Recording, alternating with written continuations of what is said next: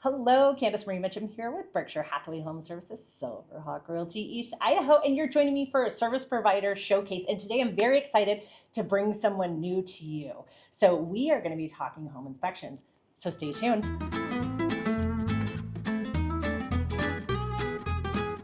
Brandon, thank you so much for joining me today. All right, so everyone, we have somebody very exciting today. We have Brandon Goff, who is the owner, proprietor, and inspector extraordinaire of Idaho Elite Inspection Team. So being your first time here with us, why don't you tell us a little bit about Idaho Elite and where you service? Yep, good. So we're actually from the state of Washington. We moved here in 2019. We wanted the good Idaho life, and so here we are. We love it here, and this is home for us now. We started doing home inspections in 2013. Okay. That's when I started doing the business. We got so busy, and I was like, wow, I can't do it all anymore. Do we kind of scale it back, or do we continue to grow and push through? And so we brought on a few inspectors, grew our team.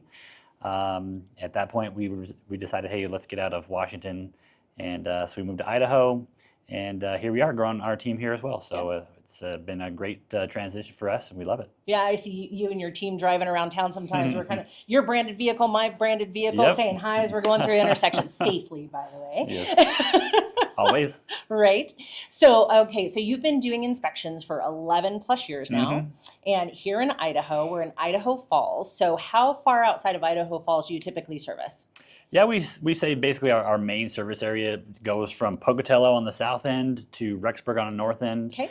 We have on occasion gone beyond. We go to Arco for a few people every now and again, and Island Park. Go a little bit into Wyoming sometimes, but those are pretty rare. So we try to stick close to home as much as we can. Right. Okay. Well, and I know when we were talking about getting together today, you had a couple of things that had come up this week that you were ready to chat about. So why don't I just kind of turn it over to you? Sure. Yeah. So we get lots of questions. One of them comes up is, should I get my new home inspected? My new construction home inspected? And one of the things I will say is, we see some of the weirdest things happen, surprisingly, on new construction. I've been in houses where we've gone in the roof or in the attic, and there's no insulation. The builder just forgot to insulate the whole attic. Yeah. So humans are humans, right? We're all they fallible. Yep.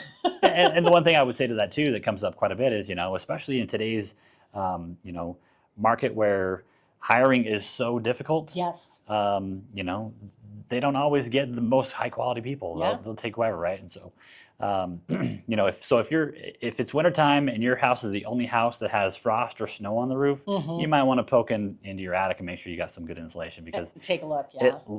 All the heat is lost through the roof there. So, well, and I'll say, with my clients that are doing new construction, I always recommend that too, and that's exactly what I tell them is, like, everybody with the best of intentions, maybe they had an off day that day, they didn't get a lot of sleep or whatever else, and they forgot the thing they were supposed to do.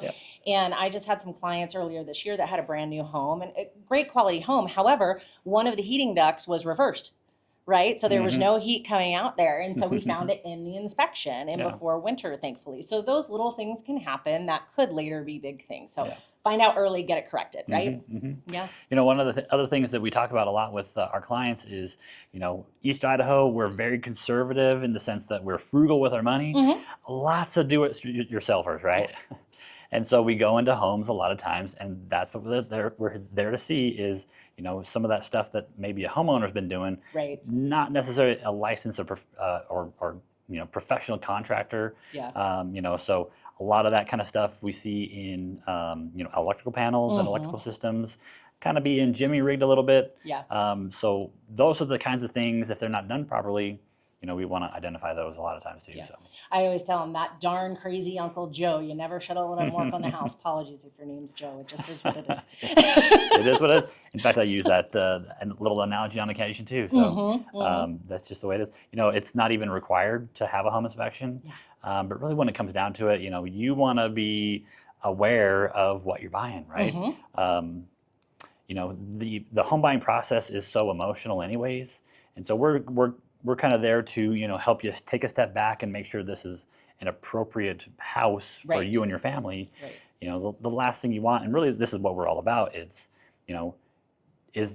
am I buying a house that's going to cost me a bunch of money and have a bunch of surprises that I didn't know about Exactly. later on? Yeah.